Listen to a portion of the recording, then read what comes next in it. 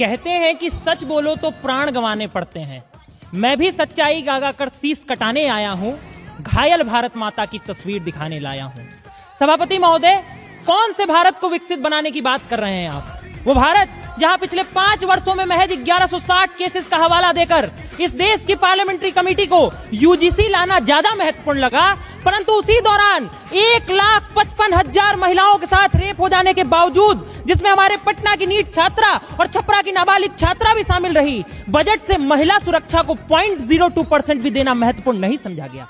या उस भारत की जहां गरीब इतना गरीब और अमीर इतना अमीर होता चला गया क्योंकि डायरेक्ट टैक्सेस का महज 3.1% कॉर्पोरेट और 3.5% मिडिल क्लास को भरना पड़ रहा है।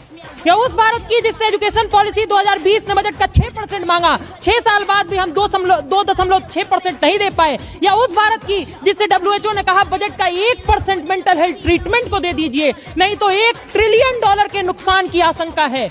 13,892 स्टूडेंट्स के पिछले साल आत्महत्या कर लेने के बावजूद 0.0009% से जाना देना महत्वपूर्ण नहीं समझा गया।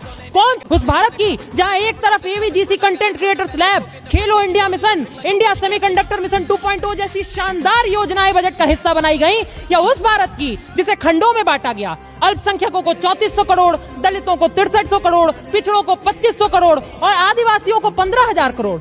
या उस भारत की जहां पिछले साल के बजट से जल जीवन मिशन को मिले 67,000 करोड़, खर्च हुए महज 17,000 करोड़। अनुसूचित जाति अभ्युदय योजना को मिले 2140 करोड़, खर्च हुए महज 740 करोड़। और 20% सांसदों ने तो अपना भारत इतना विकसित कर लिया कि अपनी सांसद निधि का 1 रुपया भी खर्च नहीं कर पाए। इतना भी विकसित भारत नहीं बनाना था महोदय।